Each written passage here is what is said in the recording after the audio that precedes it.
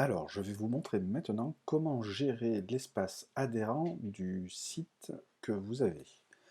J'ai donc ouvert ici, pour commencer, mon tableau de bord Wix pour gérer mon site, avec les différentes actions qui sont possibles. On peut voir le site en ligne, le modifier, etc. etc. Nous avons donc ici, j'ai ouvert le site en son entier. Quand on clique sur l'espace adhérent, on va pouvoir donc se connecter. Vous vous connecterez avec l'identifiant et le mot de passe qui vous a été donné. Il s'agit donc d'une adresse mail et d'un mot de passe. Une fois arrivé dans l'espace adhérent, voici ce que l'on peut découvrir. Nous avons ici trois rubriques, les informations générales avec un certain nombre d'informations, c'est-à-dire ici la déclaration d'intention de l'association, la prise de position à propos du projet Practice de golf et le but de l'association. On voit ici un petit résumé du nombre de vues qu'il y a pu y avoir et les activités qui ont été inhérentes à ces publications. On peut retourner à l'espace adhérent en cliquant ici et aller ensuite sur les bulletins, les 4 saisons. Nous voyons déjà un résumé de 140 visionnages et il y aurait 45 publications. Nous pouvons également voir les comptes rendus, 33 visionnages de comptes rendus et 6 publications. Nous voyons les derniers posts. Ici, je vois que Monique en a fait un, d'accord? Et ici, un certainement qui était un essai. Si je vais sur le tableau de bord, cet espace adhérent se retrouve ici. Il s'agit du forum. Si je clique sur forum, je vais donc arriver sur l'interface de gestion de l'ensemble des posts qui composent le forum. C'est-à-dire que je retrouve effectivement les différents posts que j'ai pu voir. Je vous le remontre. Ici, on voit nouveau post. Ici, nous voyons le même. Donc, il y a plusieurs possibilités. Nous pouvons le modifier, en créer de nouveaux, etc. etc. Une fois que l'on s'est enregistré, une fois que l'on s'est connecté, on peut tout à fait créer un post de cet espace-là, directement. Hop, ici, nous avons une petite roue crantée qui nous montre qu'il s'agit des paramètres de la page, et où l'on peut donc gérer les catégories. Nous allons avoir la page principale, qui est la page d'accueil des adhérents, et nous allons pouvoir voir les différentes catégories. On peut évidemment les déplacer en cliquant, glissant pour changer l'aspect. Vous remarquez qu'ici également, ça a changé d'ordre. Je le remets comme c'était, évidemment. Et nous allons pouvoir ajouter une nouvelle catégorie. Une fois que nous aurons créé nos catégories, effectivement, nous allons pouvoir cliquer sur Terminer. Nous allons pouvoir, par contre, aussi ajouter des posts dans chacune des catégories. Si je rentre dans Information générale, je vais arriver donc sur les différentes publications qui ont déjà été faites. Les informations générales, c'est la constitution de l'association, son but, des choses qui se lisent en interne, la déclaration d'intention, etc. Donc nous avons la possibilité ici de créer un nouveau poste. Cette possibilité doit être réservée, il me semble, aux membres du bureau, aux personnes qui auront la gestion du site. Chaque membre adhérent qui aura accès à ces informations pourrait éventuellement créer un nouveau poste. Mais il vaut mieux que ce soit à ce moment-là les membres du bureau qui fassent la gestion de ce site, plutôt que dans le cadre d'une association où il y a une cinquantaine de personnes, que chacun crée, comme il l'entend, un nouveau poste. Donc je pense qu'il est nécessaire de vous entendre là-dessus et de dire qui peut créer des postes à cet endroit.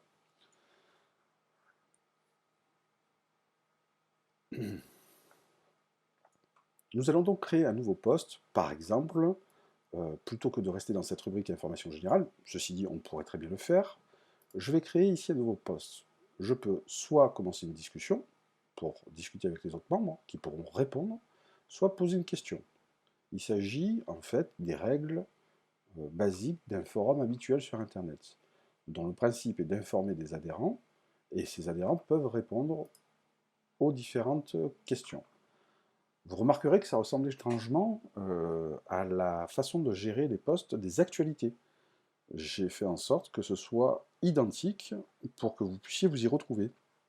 Ici, par exemple, nous allons donner un titre. Et c'est rédiger ici le texte que vous voulez.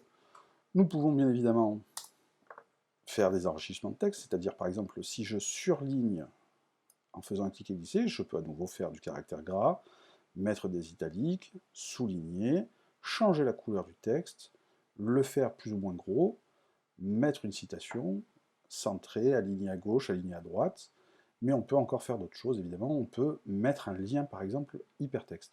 Imaginons, par exemple, que, plutôt que de mettre ce texte, la mairie de Villeneuve-les-Avignon, clac, clac, clac, clac, clac, clac, clac, clac, clac, nous a contacté, etc. Mairie de Villeneuve-les-Avignon, nous pourrions tout à fait créer un lien ici, en faisant surligner d'abord la totalité de ce texte, ensuite cliquer sur le lien, et on va saisir une URL. Une URL, c'est une adresse internet. Donc là, pour le coup, je vais rentrer www.villeneuve-les-Avignon.fr. Je ne sais pas si c'est celle-là, mais voilà. Et donc, nous allons voir qu'il y a un lien. Si je clique sur ce lien, je peux me rendre directement sur le site officiel de la ville de Villeneuve. Je ferme cette page, et donc vous voyez qu'il est tout à fait possible de mettre des liens, des caractères gras. On pourrait très bien dire que nous voulons que ce soit en gras. Donc si je clique à nouveau dessus, je vais pouvoir le modifier. Supprimer le lien, d'accord. Le modifier également en mettant une adresse si par exemple on s'était trompé.